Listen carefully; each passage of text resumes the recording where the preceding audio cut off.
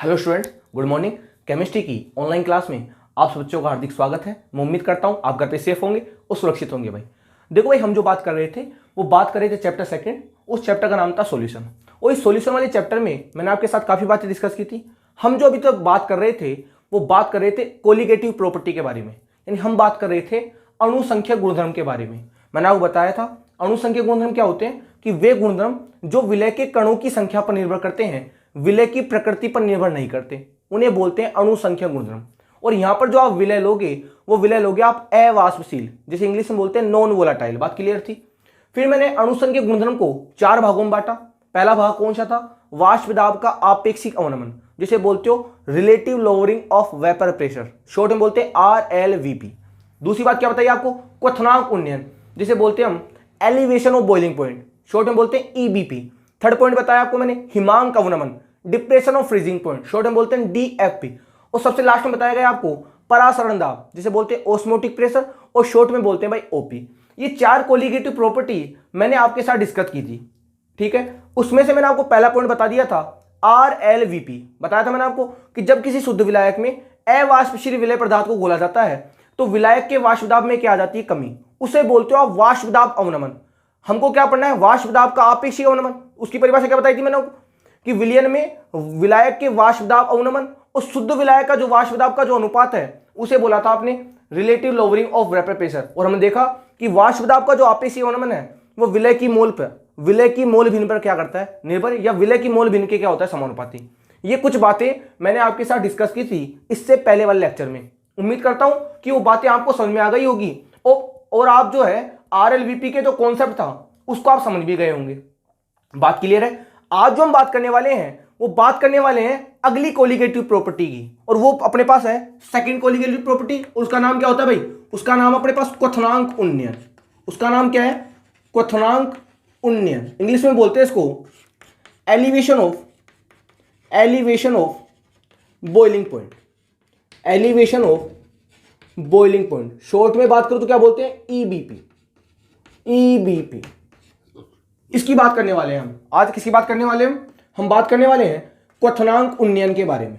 ये अपने पास second colligative property है और ये प्रॉपर्टी भी अपने आप में काफी इंपॉर्टेंट है भाई। यानी आज हम किसकी बात करने वाले हैं? आज जो हम बात करने वाले हैं वो बात करने वाले हैं भाई क्वथनांक उन्नयन के बारे में, कि क्वथनांक उन्नयन क्या होता है। बात क्लियर?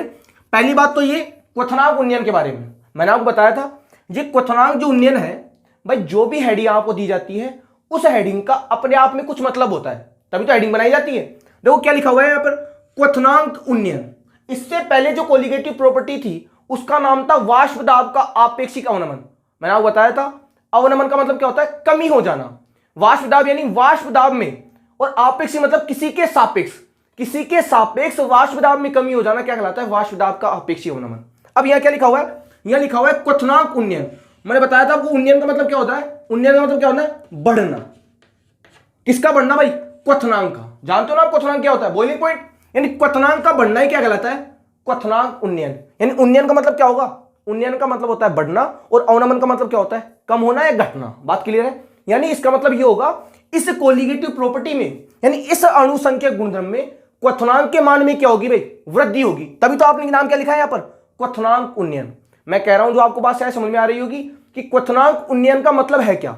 अरे मैं पूरा समझाऊंगा, आप टेंशन ना लो, अभी तो हम हेडिंग की बात कर रहे हैं।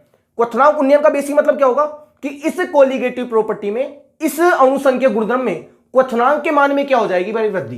यानी पहले जो क्वथनांक था अब वो जो क्वथनांक था वो विलय के डालने पर उसके मान में क्या हो जाएगी? वृद्धि। उसे क्या बोलोगे आप? क्वथनांक उन्नयन। उसे क्या बोलोगे? क्वथनांक उन्नयन। समझ गए? उन्नयन का मतलब क्या होता है? उन्नयन का मतलब होता है बढ़ना। किसका बढ़ना भाई? क्वथनांक का बढ़ना ही कहलाएगा क्वथनांक उन्नयन। अब सुनो भाई, अब आप कहोगे सर ये क्वथनांक उन्नयन तो बात की बात है, पहले तो हमको ये समझाया जाए कि सर क्वथनांक क्या होता है। भाई क्वथनांक उन्नयन तो बात की बात है, क्वथनांक कैसे बढ़ेगा, क्वथनांक कैसे घटेगा, वो तो बात की बातें हैं। पहले हमको ये पता होना चाहिए कि क्वथनांक किसे कहते हैं, कि बॉइलिंग पॉइंट है क्या। इंग्लिश में क्या बोलते हैं? Boiling point. उन्नयन की बात तो हम बाद में करेंगे कि उन्नयन हुआ तो हुआ कैसे, वो तो आपको पता है, क्योंकि हमने लिखा था कि अणुसंख्यक जो गुणधर्म है वो विलय के कणों की संख्या पर निर्भर करता है। यानी जैसे आप विलय डालोगे तो उसमें कुछ ना कुछ चेंज होगा, बढ़ना भी हो सकता है और घटना भी हो सकता है। तो वो तो उन्नयन की बात की है। पहले हमको ये सीखना है क्वथनांक क्या है। तो पहले मैं समझाऊंगा आपको क्वथनांक के बारे में। और उसके बाद किसकी बात करेंगे, उसके बाद बात करेंगे क्वथनांक उन्नयन के बारे में। यानी पहले किसकी बात कर रहा हूं मैं, बॉइलिंग पॉइंट के बारे में कि बीपी क्या है। यानी हम जो बात करने वाले हैं, पहली बात करेंगे क्वथनांक की क्या है। पहली बात तो क्वथनांक का जो कॉन्सेप्ट होता है, मैं जो बातें बोल रहा हूं उन बातों को आप ध्यान समझना, क्योंकि ये जो बातें आपको, जो बॉइलिंग पॉइंट हुआ, मेल्टिंग पॉइंट हुआ, फ्रीजिंग पॉइंट हुआ, यानी क्वथनांक, गलनांक और जो अपने पास होता है, ये जो बातें हैं आपको पढ़ाई जाती है 11th में। शायद मैं जानता हूं आपको 11th में पढ़ाया गया होगा, और नहीं भी पढ़ाया गया तो आप टेंशन ना लो, मैं आपको पूरे टॉपिक तरीके से समझाऊंगा। अपन बात करें क्वथनांक की। क्वथनांक क्या बोलते हैं, बॉइलिंग पॉइंट, शॉर्ट में क्या बोलते हैं, बीपी। पहली बात तो ये, क्वथनांक का जो कॉन्सेप्ट है वो लगता है भाई लिक्विड के ऊपर। कहां पर लगता है भाई, यानी आप ओनली क्वथनांक का कॉन्सेप्ट लगाओगे द्रव पर। किस पर लगाओगे, यानी जहां भी क्वथनांक की बात होगी वहां किसकी बात होगी भाई, द्रव की बात होगी। किसकी बात होगी, द्रव की। पहली बात तो ये कि क्वथनांक का जो कॉन्सेप्ट है वो किस पर लगता है भाई, लिक्विड पर। अब बात ये सर क्वथनांक है क्या, तो मैं लिखता हूं परिभाषा। मैं क्या लिख रहा हूं, इसकी परिभाषा। फिर परिभाषा से मैं क्वथनांक को एक्सप्लेन करूंगा कि क्वथनांक का मतलब होता क्या है। सुनो परिभाषा क्या है, मैं कहूंगा क्वथनांक जो है, क्वथनांक द्रव का, लिखा हुआ है जो साफ साफ एनसीईआरटी की परिभाषा है, ज्यादा समझना इस चीज को। क्वथनांक द्रव का वह ताप है, मतलब ताप क्या है, मतलब टेम्परेचर है। बॉइलिंग पॉइंट कुछ नहीं है, बॉइलिंग पॉइंट तो क्या होता है, टेम्परेचर। और टेम्परेचर भी किसका, लिक्विड का। जिस पॉइंट को मैं अंडरलाइन कर रहा हूं उन पॉइंटों पर आपकी विशेष नजर होनी चाहिए। क्या लिखा मैंने, क्वथनांक द्रव का वह ताप है जिस पर द्रव का वाष्प दाब, जिस पर द्रव का वाष्प दाब, इंग्लिश में क्या बोलते हैं इसको, वेपर प्रेशर। पता आपको इस चीज के बारे में, इसकी बारे हमने काफी बातें की है भाई वेपर प्रेशर के बारे में। तो क्वथनांक द्रव का वह ताप है जिस पर द्रव का वाष्प दाब, कोमा वायुमंडलीय दाब। जानते हो ना वायुमंडलीय दाब क्या बोलते हैं, इंग्लिश में बोलते हैं एटमॉस्फेरिक प्रेशर। यहां लिख देता हूं, इंग्लिश में क्या बोलते हैं भाई, इंग्लिश में बोलते हैं एटमॉस्फेरिक प्रेशर। शॉर्ट में बोलते हो आप एटीएम, पढ़ा होगा आपने। तो एटीएम में क्या होता है, एटमॉस्फेरिक प्रेशर। आप जानते हो वायुमंडलीय दाब क्या होता है, 1 एटीएम। मान के चलते हम, पता है ना आपको इस चीज के बारे में कि 1 एटीएम बराबर क्या होता है, 1 एटीएम बराबर क्या होता है जी, 101325 न्यूटन पर मीटर स्क्वायर। पता है ना आपको इस चीज के बारे में, नहीं पता है तो मैं डिस्कस कर लूंगा, टेंशन ना लो। कि 1 एटीएम बराबर ये होता है, सुनो 1 एटीएम बराबर क्या होता है, 101325 न्यूटन पर मीटर स्क्वायर।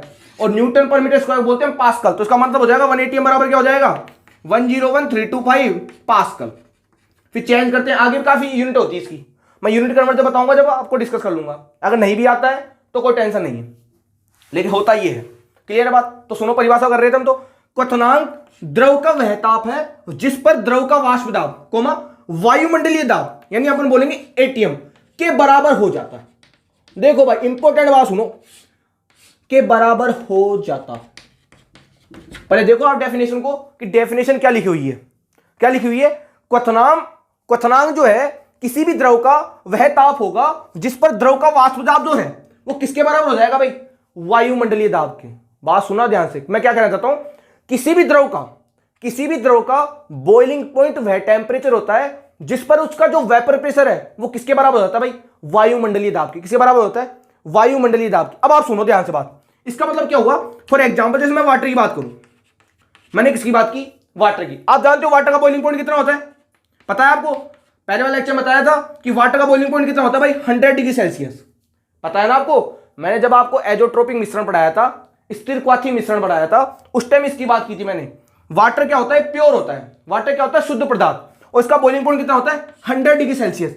मतलब इसका आपने क्या लिखा है, बॉइलिंग पॉइंट। इसका मतलब क्या हुआ, जब 100 डिग्री सेल्सियस का बॉइलिंग पॉइंट होगा तो उस स्थिति में जो वाटर का जो वाष्प दाब होगा वो किसके बराबर हो जाएगा भाई, 1 एटीएम के। क्योंकि वायुमंडलीय दाब कितना होता है भाई, वायुमंडलीय दाब कितना होता है, 1 एटीएम। पता आपको इस चीज के बारे में कि जो वायुमंडलीय दाब होता है वो 1 एटीएम होता है। इसका मतलब क्या हुआ, जब वाटर का बॉइलिंग पॉइंट 100 डिग्री सेल्सियस होगा तो उस स्थिति में जो द्रव का यानी वाटर का जो वाष्प दाब है, यानी मैं कहूंगा जल का जो वाष्प दाब है वो किसके बराबर हो जाएगा भाई, 1 एटीएम के बराबर हो जाएगा। उसको बोलोगे आप क्वथनांक। समझ गए बात, मतलब क्वथनांक क्या होता है, ऐसा ताप जिस पर किसी भी लिक्विड का जो वाष्प दाब है वो किसके बराबर हो जाए भाई, 1 एटीएम के, यानी एक्सटर्नल प्रेशर के बिल्कुल बराबर हो जाए, बाह्य प्रेशर के बिल्कुल बराबर हो जाए, तो उस टेम्परेचर को क्या बोलोगे जी आप, उसको बोलोगे जी आप बॉइलिंग पॉइंट, या आप बोलोगे हिंदी में क्वथनांक। बात क्लियर है? इसका मतलब क्या हुआ, अगर आपने किसी के लिए बॉइलिंग पॉइंट निकाला है, किसी के लिए मान लो आप लिक्विड के लिए निकालोगे, पहली बात तो ये, अगर आपने किसी के लिए भी लिक्विड, किसी भी लिक्विड के लिए अगर आपने बॉइलिंग पॉइंट निकाला है, इसका मतलब समझ जाना वो जो बॉइलिंग पॉइंट आपने निकाला है ना, वो जो बॉइलिंग पॉइंट आपने निकाला है उसमें उसका जो वेपर प्रेशर होगा वो किसके बराबर होगा भाई? 1 atm के। इसका मतलब क्या हुआ, जो 1 atm है ना वही किसके बराबर होगा भाई? वेपर प्रेशर के। यानी आप वेपर प्रेशर को क्या मान सकते हो? 1 atm। बात समझ में आ रही है मैं क्या कह रहा हूं? क्वथनांक क्या होता है कि जिस पर द्रव का जो वाष्प दाब होगा, जिस पर द्रव का जो वाष्प दाब होगा वो किसके बराबर हो जाएगा भाई? वायुमंडलीय दाब के। अब आप सोचो भाई, आपने कंटेनर ले लिया कंटेनर, इस कंटेनर में आपने लिक्विड भर दिया, थोड़ी देर बाद लिक्विड की बूंदें बनेंगी, और बूंदें बनेंगी तो वेपर बनेगी। बताओ बनेगी नहीं बनेगी? अब मैं यहां पर क्या कर रहा हूं, कंटेनर क्लो ले रहा हूं। अगर मैं कंटेनर क्लो लेता हूं तो शायद वायुमंडलीय दाब का कॉन्सेप्ट काम नहीं करता भाई। आप जानते हो अगर कंटेनर आपने क्लो ले लिया तो बाह्य प्रेशर कहां से लगाओगे आप? तो ये परिभाषा एनसीईआरटी की है, बाकी इसमें कुछ संशोधन बाकी है अभी। अगर मैं बात करूं तो मैं कहूंगा अगर आप कंटेनर क्लोज लोगे तो शायद आप वाष्प दाब को वायुमंडलीय दाब के बराबर नहीं कर सकते। भाई वायुमंडलीय दाब कब लगेगा? जब कंटेनर ओपन होगा। क्लोज कंटेनर में वायुमंडलीय दाब कहां से आएगा? तो मैं कहूंगा इसका मतलब क्या हुआ, इसकी जो वेपर होगी इस कंटेनर के ऊपर जो एक्सटर्नल प्रेशर लगेगा उसके बिल्कुल क्या हो जाएगी? बराबर। और वो ताप क्या कहलाएगा? हमारा क्वथनांक। आप तो ये समझो क्वथनांक क्या होता है कि वह ताप जिस पर द्रव का जो वाष्प दाब है वो किसके बराबर हो जाए? 1 atm के। उसे क्या बोलोगे आप? उसे क्या बोलोगे जी आप? क्वथनांक। यानी अगर किसी भी लिक्विड का आपको बॉइलिंग पॉइंट दिया गया है, इसका मतलब क्या हुआ, उसका वेपर प्रेशर और उसका एटमॉस्फेरिक प्रेशर दोनों उस टेम्परेचर पे क्या है? बिल्कुल इक्वल है। क्या है भाई? बिल्कुल इक्वल है। उसे क्या बोलोगे जी आप? उसे बोलोगे आप क्वथनांक। बात क्लियर है? ये कहानी थी क्वथनांक के बारे में। अभी मैंने उन्नयन की बात बिल्कुल भी नहीं की है। अभी तो मैंने आपको यही सिखाया है कि क्वथनांक क्या होगा। आप किसी का भी ले लो, आप किसी का भी ले लो। जैसे अगर मैंने आपको याद हो तो एजोटोपिक मिक्सचर पढ़ाया था, C2H5OH प्लस वाटर पढ़ाया था, और इसका मिक्सचर बनाया था, और मैंने कहा था इस मिक्सचर का जो बॉइलिंग पॉइंट होगा वो 78 होगा, क्योंकि इसका कितना 78.5, इसका कितना था 100, और इसका कितना निकाला था हमने 78। इसका मतलब क्या हुआ, इस 78 डिग्री सेल्सियस पर, ये बॉइलिंग पॉइंट तो था भाई, इस 78 डिग्री सेल्सियस पर, इस 78 डिग्री सेल्सियस पर इसका जो वेपर प्रेशर होगा, इस मिक्सचर का जो वेपर प्रेशर होगा वो किसके बराबर होगा भाई? 1 atm के। मतलब ना तो कोई ऊपर से प्रेशर लगेगा, ना ही कोई नीचे से प्रेशर लगेगा। जो वेपर प्रेशर लगेगा वो बाह्य प्रेशर के बिल्कुल क्या हो जाएगा? बराबर। उससे क्या बोलोगे आप? क्वथनांक। क्या बोलोगे? क्वथनांक। यानी अगर आप बॉइलिंग पॉइंट लिख रहे हो तो समझ जाना कि उसका वेपर प्रेशर और उसका बाह्य जो प्रेशर है वो बिल्कुल क्या है भाई? इक्वल है। बात समझ आ रही है मैं क्या कह रहा हूं? पूरी बात समझ लो ध्यान से। अगर आप किसी के लिए भी अगर क्वथनांक की बात कर रहे हो तो इसका मतलब आप ये समझ जाना कि उसका जो वेपर प्रेशर होगा वो किसके बराबर होगा जी? 1 atm के बिल्कुल क्या होगा? बराबर। बात क्लियर है? तो ये तो बात थी भाई क्वथनांक के बारे में। तो अगर आपसे कोई क्वथनांक की परिभाषा पूछ ले तो आप वो कहोगे कि क्वथनांक कुछ नहीं है, क्वथनांक तो लिक्विड का टेम्परेचर होता है। क्या होता है? आपको परिभाषा बिल्कुल याद करने की आवश्यकता नहीं है, बिल्कुल याद हो जाएगी आपको यही की। क्वथनांक कुछ नहीं होता, क्वथनांक तो लिक्विड का टेम्परेचर होता है। क्वथनांक तो द्रव का ताप होता है जिस पर द्रव का जो वाष्प दाब हो किसके बराबर हो जाता है भाई? वायुमंडलीय दाब के। और हम जानते हैं वायुमंडलीय दाब कितना होता है भाई? 1 atm। कितना होता है? 1 atm। बात क्लियर है? बात क्लियर है? उस टेम्परेचर को क्या बोलोगे जी आप? उसे बोलोगे आप क्वथनांक। क्या बोलोगे उसे? क्वथनांक। बात क्लियर है? अब मेरे को क्वथनांक की बात नहीं करनी भाई, क्वथनांक कोई कोलिगेटिव प्रॉपर्टी नहीं है। आप बॉइलिंग पॉइंट को कोलिगेटिव प्रॉपर्टी नहीं बोल सकते क्योंकि ये विलय पर निर्भर नहीं कर रही।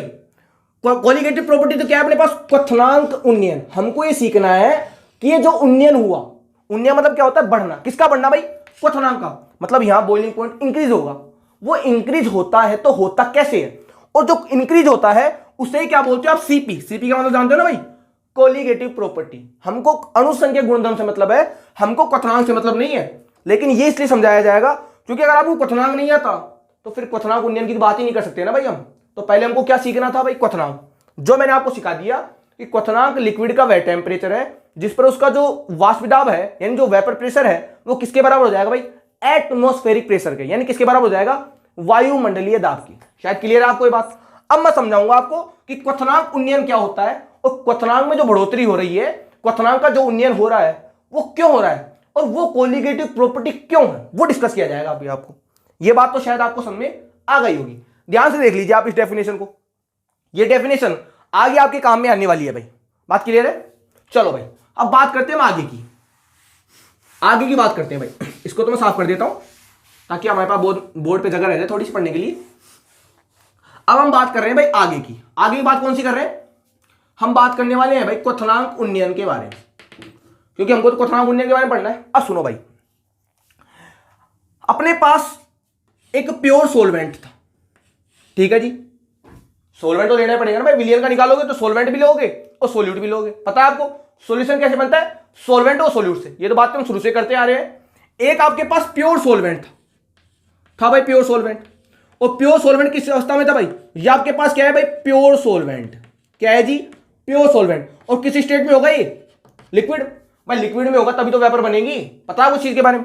अब आप जानते हो प्योर सोलवेंट होगा तो इसकी कोई ना कोई तो वेपर होगी, इसकी वेपर होगी, और वेपर होगी तो वेपर प्रेशर भी होगा। पता है आपको इस चीज के बारे में? सुनो भाई, ये अपने पास क्या है? ये अपने पास है शुद्ध विलायक। हिंदी में क्या बोलते हैं जिसको? शुद्ध विलायक। ठीक है भाई। अब इसमें आप क्या करोगे? इसमें आप ऐड करोगे, इसमें आप किसको ऐड करोगे? नॉन वोलेटाइल सोल्यूट को। किसको ऐड करोगे? Non volatile solute. हिंदी में बात करूं तो मैं अवाष्पशील विलय। किसकी बात करेंगे जी? अवाष्पशील विलय। और ये कौन सी अवस्था में होगा जी? ये होगा जी ठोस अवस्था में। पता है आपको चीज के बारे में? मतलब इसके पार्टिकल कैसे होंगे? इसके पार्टिकल कुछ मैं ऐसे दिखा देता हूं। हमेशा हमने ऐसे ही दिखाया है ठोस के कणों को, ठीक है जी। ये लो जी, ये तो आपके पास विलय है, वो कैसा है? अवाष्पशील। और ये आपके पास क्या है भाई? शुद्ध विलायक। भाई हमको अणुसंख्यक गुणधर्म निकालने हैं, और अणुसंख्यक गुणधर्म क्या होते हैं कि जब विलायक में आप ये तो करते हो आप कि विलायक में किसको मिलाते हो? आप अवाष्पशील विलय को। कंडीशन यही थी भाई, मैंने आपसे पहले कहा था, आप जो विलय लोगे वो क्या लोगे? Non volatile. क्या लोगे भाई? अरे सोचो, अगर वाष्पशील ले लोगे तो फिर क्या निकाल पाओगे? जो वाष्पशील ये है और वाष्पशील ये है तो दोनों का ही वेपर प्रेशर हो जाएगा, फिर तो काउंट करना काफी मुश्किल हो जाएगा ना भाई। वो तो हम राउट के नियम पढ़ चुके हैं पहले। हमको क्या लेना है यहाँ पे? अवाष्पशील विलय। अब आप जानते हो अगर ये ठोस अवस्था में है तो इसकी तो कोई वेपर नहीं बनेगी। इसकी बन सकती है क्या वेपर? ठोस की तो कोई वेपर नहीं बनती, लेकिन बताओ इसकी तो वेपर बनेगी नहीं बनेगी। इसका मतलब यहां तो वेपर प्रेशर होगा, लेकिन जैसे अगर आपने इसको इसमें मिला दिया, जैसे आपने इस नॉन वोलेटाइल सोल्यूट को इस प्योर सॉल्वेंट में बना दिया, तो जो विलियन बनेगा, ये मैंने बताया भी था आपको आरएलवीपी में, जो विलियन बनेगा उसमें इसके भी पार्टिकल होंगे, उसमें इसके भी पार्टिकल होंगे। मतलब यहां पर जो वेपर प्रेशर था उसकी तुलना में यहां पर जो वेपर प्रेशर होगा, मान लो यहां पर 3 बूंदे थी, यहां पर कितनी बूंदे रह जाएंगी? 2। इसके मतलब क्या हुआ? जब आप अवाष्पशील विलय को इस शुद्ध विलायक में डालोगे तो इसके वाष्प, यानी ये क्या बन गया अपने पास? ये बन गया अपने पास विलियन। क्या बन गया जी भाई? विलय और विलायक को मिलाओगे तो विलियन बनेगा। इसका मतलब क्या हुआ कि जब अवाष्पशील विलय को आप शुद्ध विलायक में घोलोगे तो जो बनने वाला विलियन है उसके वाष्प दाब में क्या आ जाएगी? कमी। इसे तो बोलते हो आप वाष्प दाब अवनमन। इसे तो आपने क्या बोला था भाई? वाष्प दाब अवनमन। अब सुनो बात ध्यान से, परिभाषा क्या है उससे आपको पूरी बात क्लियर हो जाएगी। सुनो ध्यान से, इसमें क्या किया आपने? अवाष्पशील विलय लिया, उसको किसमें डाल दिया आपने? शुद्ध विलायक में। हमको पता है शुद्ध विलायक कौन सी अवस्था में भाई? द्रव अवस्था में। अगर ये द्रव अवस्था में है तो सारी बूंदें लिक्विड की होंगी, सारी बूंदें लिक्विड की होंगी, तो बताओ वेपर ज्यादा बनेगी नहीं बनेगी? अगर वेपर ज्यादा बनेगी तो वेपर प्रेशर भी ज्यादा होगा। इसका मतलब क्या हुआ? शुद्ध विलायक में वाष्प दाब का मान क्या होता है? ज्यादा होता है। लेकिन अगर आपने इसमें अवाष्पशील विलय को मिला दिया, अब अवाष्पशील विलय, इसकी तो कोई वेपर नहीं बनेगी, इसकी तो कोई वेपर बनने वाली है नहीं। जैसे आपने इसको मिलाया तो ये तो विलय था और ये विलायक था, बताओ विलियन बनेगा नहीं बनेगा? लेकिन विलियन बनने में दिक्कत क्या हुई? ये खुद तो अवाष्पशील था जबकि ये वाष्पशील था। जैसे आपने इसको इसमें मिलाया तो मैं कहूंगा जो सतह के जो अणु हैं, जो सरफेस के अणु हैं, उन अणुओं पर लिक्विड की जगह कौन से पार्टिकल आ जाएंगे अपने पास? सॉलिड के पार्टिकल। यानी इस अवाष्पशील विलय के क्या आ जाएंगे? कण। बताओ वाष्प दाब में कमी आएगी नहीं आएगी? मैं पहले 1 2 3 4 5 6 7 8 बूंदे थी, सारे लिक्विड ही थे। अब कितनी रह गई? 1 2 3, मान लो 4 रह गई, 5 रह गई, कुछ बूंदे तो कम होंगी ना। अगर बूंदे कम होंगी तो सीधी बात है वेपर प्रेशर भी कम होगा। तो मैं ये कह सकता हूं कि जो विलियन का वाष्प दाब है वो शुद्ध विलायक की तुलना में क्या हो जाएगा? कम। इसे बोलते हो आप वाष्प दाब अवनमन। इसे क्या बोलते हो? वाष्प दाब अवनमन। अब आप कहोगे सर हमको वाष्प दाब अवनमन थोड़ी पढ़ना है, वो तो हमने पढ़ लिया, हमको तो क्या पढ़ना है? क्वथनांक उन्नयन। तो सुनो बात ध्यान से, जब वाष्प दाब का अवनमन होता है, जब वाष्प दाब का अवनमन होता है उसी टाइम, सुनना मेरी बातों को ध्यान से, जब वाष्प दाब का अवनमन होता है उसी टाइम क्वथनांक के मान में क्या हो जाती है? वृद्धि। यानी इस टाइम क्या होगा? इस टाइम तो मैं कहूंगा वेपर प्रेशर तो क्या हो जाएगा? डिक्रीज। वाष्प दाब तो क्या हो जाएगा? कम। और बॉइलिंग पॉइंट क्या हो जाएगा जी? इंक्रीज। बॉइलिंग पॉइंट क्या हो जाएगा? इंक्रीज। अब आप कहोगे सर ये कैसे? वाष्प दाब क्या हो जाएगा? कम और बॉइलिंग पॉइंट क्या होगा? इंक्रीज। सर ये क्या? अभी बात समझ आएगी। जैसे टेंपरेचर बढ़ाओगे मामला कुछ चेंज हो जाएगा। अभी आप इसको छोड़ो, चलो इसमें आपको पूरी बात क्लियर नहीं होगी, मैं अभी आपको समझाऊंगा ग्राफ से, उससे आपको और भी बातें क्लियर हो जाएंगी। अभी तो आप ये समझो कि जब शुद्ध विलायक में अवाष्पशील विलय को आप घोलोगे तो विलयन का जो वाष्प दाब है वो क्या हो जाएगा, कम। इसे बोलते हो आप वाष्प दाब अवनमन। इसे क्या बोलते हो, वाष्प दाब अवनमन। और यहां पर क्वथनांक के मान में क्या होने वाली है, वृद्धि। बात क्लियर है। कैसे होगी वृद्धि, अभी आपको बात पता लग जाएगी। अब देखना ध्यान से, पहले मैं लिखूंगा परिभाषा, और परिभाषा के द्वारा मैं इस ग्राफ को एक्सप्लेन करूंगा भाई तरीके से, बताऊंगा ग्राफ कैसे बनेगा। लेकिन आप थोड़ा ध्यान बोर्ड पे रखना, आपको एक एक पॉइंट इस क्वथनांक उन्नयन के क्लियर हो जाएंगे भाई, ठीक है। अब सुनो ध्यान से, सबसे पहले लिख रहा हूं परिभाषा। ये बात तो आपको क्लियर हो गई होगी कि जब शुद्ध विलायक में अवाष्पशील विलय को घोलते हैं तो विलायक जो विलयन का वाष्प दाब जो है, या मैं कहूंगा शुद्ध विलायक का वाष्प दाब जो है वो कम हो जाता है। इसे बोलते हो वाष्प दाब अवनमन। और क्वथनांक के मान में क्या हो जाती है, वृद्धि। हमको क्या पढ़ना है, क्वथनांक उन्नयन। क्वथनांक उन्नयन क्या है उसकी परिभाषा में मैं लिख रहा हूं, फिर मैं एग्जांपल के द्वारा उसको एक्सप्लेन करूंगा भाई। देखो भाई बोर्ड पे पहले मैं परिभाषा को लिख देता हूं ताकि आपको कोई दिक्कत ना आए बिल्कुल भी। देखो जी क्या है, जब किसी शुद्ध विलायक में, जिस चीज को अंडरलाइन कर रहा हूं उनको थोड़ा ध्यान से देखना, शुद्ध विलायक प्योर सॉल्वेंट होना चाहिए। वो कौन सी स्टेट में होना चाहिए, लिक्विड। जब किसी शुद्ध विलायक में अवाष्पशील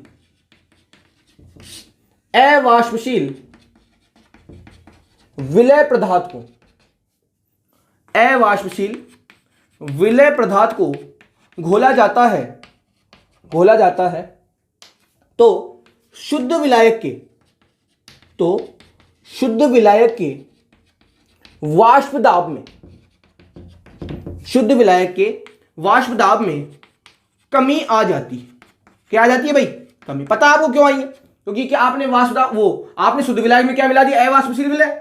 और अगर अवाष्पशील विलय मिला दिया तो सरफेस पर इसके पार्टिकल कम हो जाएंगे।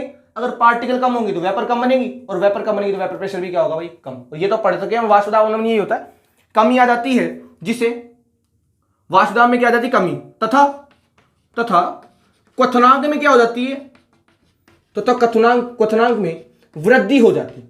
अब आपको ये दिक्कत है सर ये बॉइलिंग पॉइंट इंक्रीज कैसे हुआ, ये समझाओ सर हमको। तो ये आपने जो लास्ट वाली लाइन लिखी है ये क्या है सर, अभी बात समझ आ जाएगी भाई, थोड़ा सा वेट करो आप। क्वथनांक में क्या हो जाती है भाई, वृद्धि। अब सुनो परिभाषा क्या है, अभी तक हमने क्वथनांक उन्नयन की परिभाषा नहीं लिखी। अब सुनो परिभाषा क्या है। परिभाषा कुछ ऐसी होगी, मैं कहूंगा विलयन का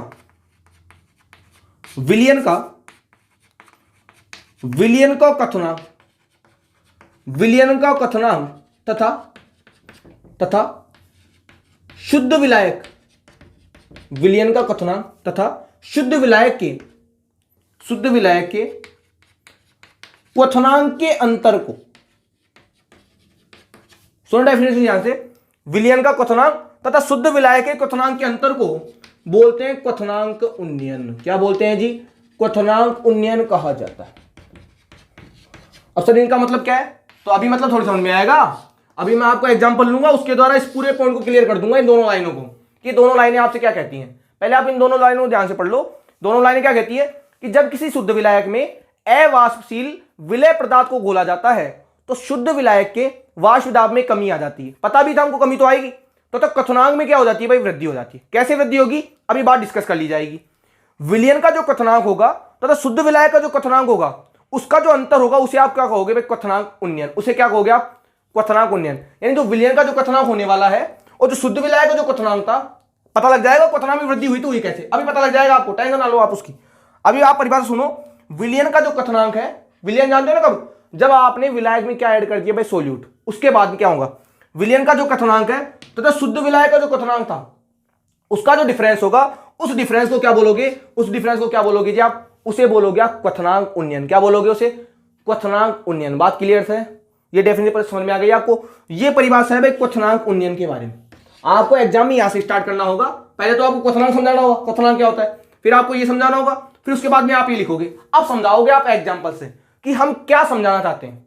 ये दोनों डेफिनेशन आपको क्लियर है, वापस से डेफिनेशन को, क्योंकि डेफिनेशन मैं मिटा दूंगा भी, लेकिन आपको याद होनी चाहिए कि विलयन का जो क्वथनांक है और जो शुद्ध विलायक का जो क्वथनांक है, यानी पहले इसका जो बॉइलिंग पॉइंट था और आपने जो सोल्यूट ऐड किया उसके बाद जो बॉइलिंग पॉइंट बना, उनका जो डिफरेंस होगा, उस डिफरेंस को क्या बोलोगे जी आप, उसे क्या बोलोगे जी आप, उसे बोलोगे आप क्वथनांक उन्नयन। उसे क्या बोलोगे आप, क्वथनांक उन्नयन। उसे क्या बोलोगे आप, उसे बोलोगे आप क्वथनांक उन्नयन। बात क्लियर है, बात क्लियर, मैं क्या कहना चाहता हूं, उसे क्या बोलोगे आप, क्वथनांक उन्नयन। अब सुनो बात ध्यान से कि सर क्वथनांक उन्नयन का मतलब है क्या, कैसे होता है क्वथनांक उन्नयन। अब देखो बात, अब आपको पूरी बात क्लियर हो जाएगी क्वथनांक उन्नयन क्या है। देखो मैं एक ग्राफ बना रहा हूं, उस ग्राफ को थोड़ा ध्यान से देखना, और वो ग्राफ आपको एग्जाम बना के आना पड़ेगा।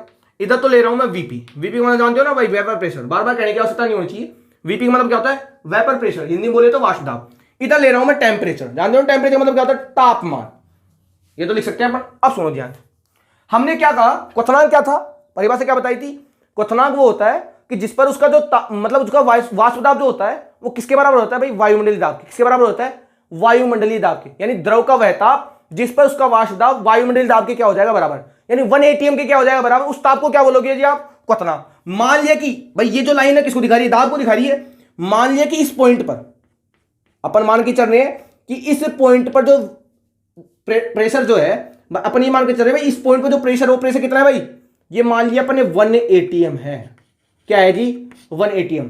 बात समझ आ रही है भाई? ये जो लाइन दिखा रही है दाब को, वेपर प्रेशर दाब भी तो होता है, और ये लाइन किसको दिखा रही है? टेम्परेचर को। हमने मान लिया कि ये जो पॉइंट होगा, ये जो लाइन होने वाली है, ये वाली जो लाइन देख रहे हो ध्यान से, ये जो लाइन होने वाली है, ये लाइन किसको दिखा रही है जी? ये दिखा रही है 1 atm को, कि इस लाइन पर जाकर प्रेशर कितना हो जाएगा जी? 1 atm। कितना हो जाएगा जी?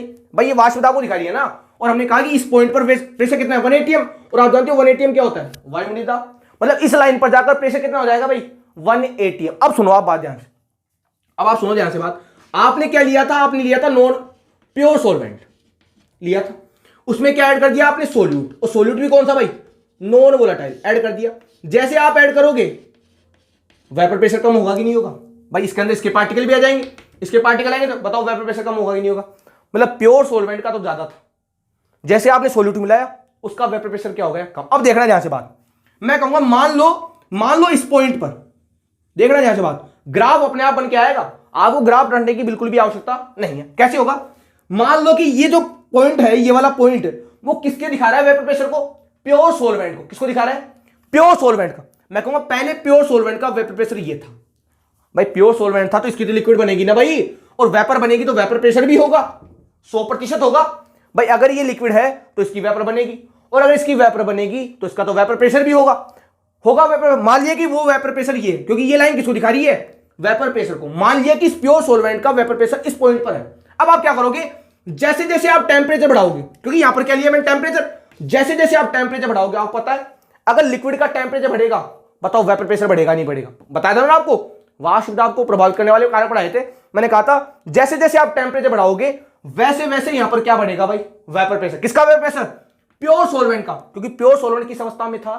द्रव अवस्था में। और आपको पता है अगर लिक्विड को अगर आप गर्म करोगे तो वेपर ज्यादा बनेगी, और वेपर ज्यादा बनेगी, बताओ वेपर प्रेशर बढ़ेगा नहीं बढ़ेगा? तो मैं कहूंगा जैसे जैसे इधर जा रहे हैं हम, टेम्परेचर बढ़ रहा है, जैसे जैसे टेम्परेचर बढ़ेगा, जैसे जैसे टेम्परेचर बढ़ेगा वैसे वैसे बताओ वेपर प्रेशर बढ़ेगा नहीं बढ़ेगा?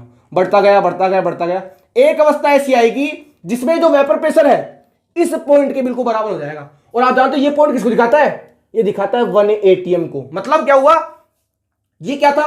ये था वेपर प्रेशर, और ये क्या था? Atmospheric pressure. मतलब जैसे जैसे टेम्परेचर बढ़ा वैसे वैसे वेपर प्रेशर बढ़ा, और इस पॉइंट पर आकर इसका जो वेपर प्रेशर था और इसका जो एटमॉस्फेरिक प्रेशर था, दोनों क्या हो गए? बराबर। और इस पॉइंट को क्या बोलोगे? इस पॉइंट को तो बोलोगे आप बॉइलिंग पॉइंट भाई। इस पॉइंट को क्या बोलेंगे? इस पॉइंट को क्या बोलेंगे हम? इस पॉइंट को बोलेंगे हम भाई बॉइलिंग पॉइंट। क्या बोलेंगे जी? बॉइलिंग। मैंने कहा था परिभाषा क्या थी? द्रव का वह ताप जिस पर उसका जो वाष्प दाब है वो किसके बराबर होता है भाई? वायुमंडलीय दाब के। जैसे जैसे आपने टेम्परेचर बढ़ाया वैसे वैसे लिक्विड बढ़ा, वेपर बढ़ी, और वेपर बढ़ेगी तो वेपर प्रेशर बढ़ेगा। और एक अवस्था ऐसी आई कि वेपर प्रेशर बढ़ते बढ़ते बढ़ते बढ़ते किसके बराबर हो गया भाई? 1 atm के। और आप जानते हो जब वेपर प्रेशर 1 atm के बराबर हो जाता है उसे क्या बोलते हो जी आप? Boiling point. क्या बोलते हो जी? इसे बॉइलिंग पॉइंट। मतलब इस पॉइंट पर ये क्या कहलाएगा? इसका बॉइलिंग पॉइंट। किसका बॉइलिंग पॉइंट है? ये बॉइलिंग पॉइंट किसका है जी? ये जो टेम्परेचर हमने क्या कहा? द्रव का वह ताप, इस ताप पर, ये टेम्परेचर दिखा रहा है, इस टेम्परेचर पर इस सॉल्वेंट का जो वेपर प्रेशर है वो किसके बराबर हो गया? 1 atm की। मतलब ये जो टेम्परेचर इस ग्राफ में जो टेम्परेचर आ रहा है, ये टेम्परेचर किसको दिखा रहा है? इस लिक्विड के बॉइलिंग पॉइंट को। क्योंकि परिभाषा क्या थी? द्रव का वह ताप, भाई ये जो टेम्परेचर दिखा रहा है ना, द्रव का वह ताप जिस पर उसका जो वाष्प दाब है वो किसके बराबर होता है? वायुमंडलीय दाब के। उस टेम्परेचर को क्या बोलते हैं? क्या बोलते हैं उसको बोलते हैं बॉइलिंग पॉइंट। मतलब ये जो पॉइंट है वो किसको दिखाएगा? इस लिक्विड के किसको दिखाएगा? टेम्परेचर को।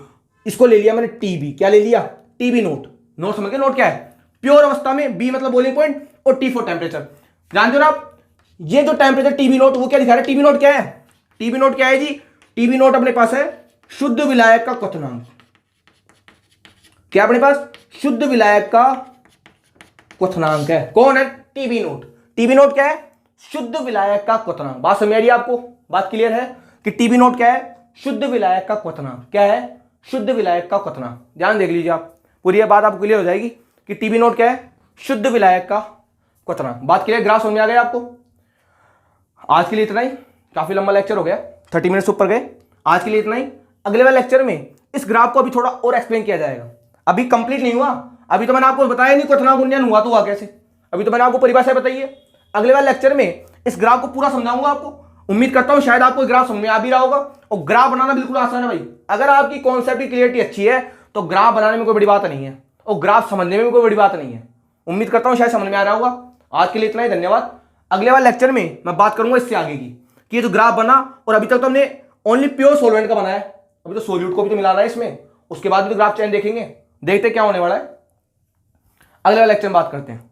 धन्यवाद।